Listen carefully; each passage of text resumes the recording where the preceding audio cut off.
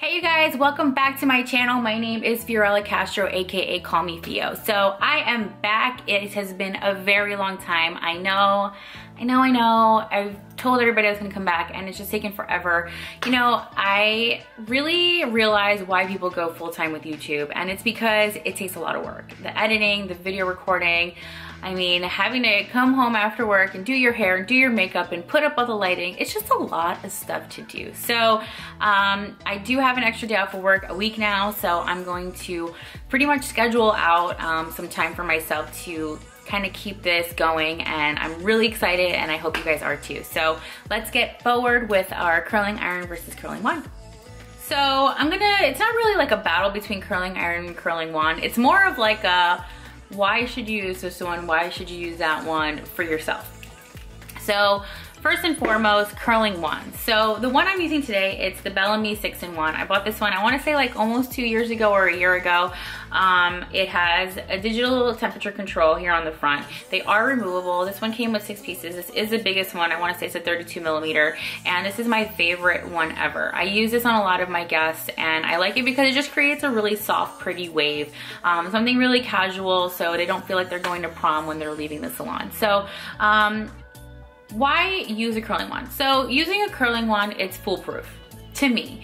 I always teach all my guests to, when they get their wand for the first time, go home and practice with it off, because number one, you don't want to burn yourself. We as hairdressers have battle wounds and battle scars all over our hands. So just so that you guys don't end up with the same battle scars, do practice with your wand off. Temperature control, I have it on 370 right now. So I did pre-curl my hair with the curling iron and the curling wand, so you can see the difference, but I am gonna do a piece. You could see that how I maneuver myself when I use the curling wand. So first, you wanna have control of your hair. Don't worry about the wand. The wand just needs to stay put. You need to be able to maneuver your hair. So I am a righty. So if I was to go in this direction and do this, it's really weird. It's not gonna fall any way that I want to. So I wanna actually go with the opposite hand and use my dominant hand to control my hair. So I'm gonna do this front piece right here. And what we're gonna do is come from behind and up top and put the curling iron right behind the hair piece. Now, I want my curl, I always like this to kind of fall like around my eyes or my cheekbone. So we're gonna come from behind, kind of keep it a little bit on the lower side and just wrap the hair around. Now, I like this because too, you always wanna feel how hot your hair is getting, because once it gets to a point that it's almost too hot, that's when you wanna let it go. So right now, it's just starting to heat up. Now we're gonna slide the wand out and catch it with your hand. And just kind of hold on to it. How your hair cools down is how it's gonna last. So if you just drop it, there's nothing wrong with it, but you do want it to kind of cool off a little bit tighter. So that's why I kind of always hold on to the piece. Now, as you can see, it does have a looser effect. It has more of like a wave going on to it. And I also like to stretch the piece out so that you can kind of see the wave and the effect.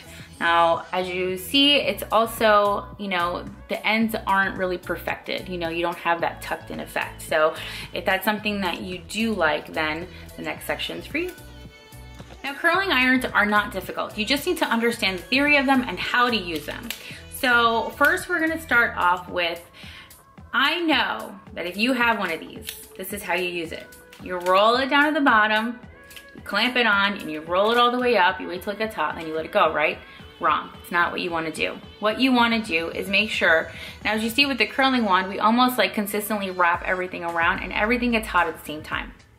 So with the curling iron, you want to make sure that you're doing the same effect. So what you want to do is, I'm actually going to grab a piece from back here and make it a little tighter. So what you want to do is start pretty high up and feed the hair into the curling iron.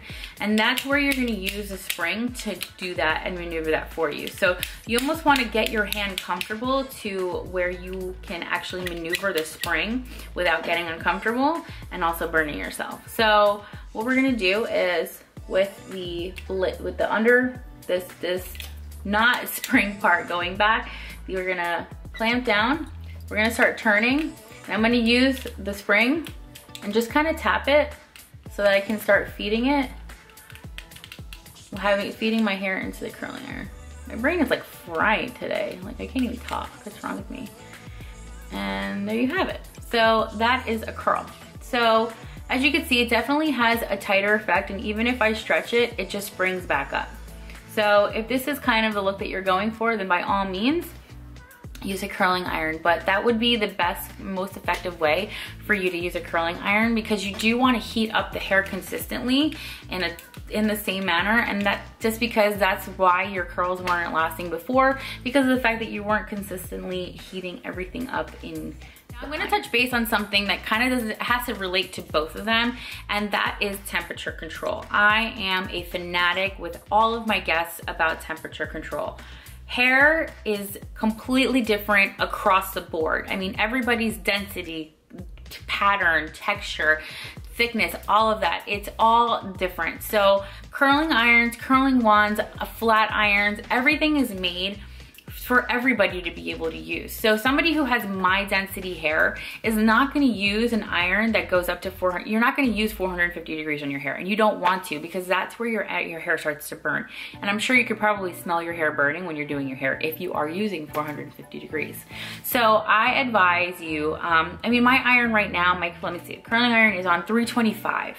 And it was able to do this. Like, you don't really need all of that heat to curl your hair. So I totally advise you, if you're gonna be shopping for any new hair tools, whether it is a flat iron, curling wand, whatever it is, don't go for the ones that go for like 1 to 25, just because you're not, I know everybody hikes it up to 25 or 30 or whatever number it goes to. Just make sure you can actually see the actual temperature. You wanna know how much heat you're putting on your hair to make sure that you keep it healthy, you keep it shiny, and you're not singeing your hair off.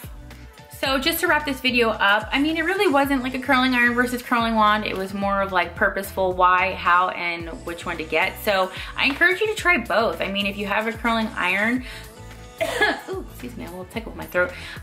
If you do have a curling iron, try it, practice it. You know, if it has cobwebs on it because you haven't tried it, because you weren't sure how to use it throughout all these years, you know, now that I gave you a little explanation how to feed your hair through it, try it and see if it works for you. You know, I've also have been told, if you want to try this too, a little life hack I saw on Pinterest is these things are only attached by little screws. So if you have a screwdriver around and you want to just take the spring off, just why not try it, see if it works. So and then you'll end up with a wand. So if you have a handyman around, or if you're confident in yourself that you could take the spring off yourself, by all means try it out. But if not, you know, I think it's totally worth investing in a curling wand. It's super easy.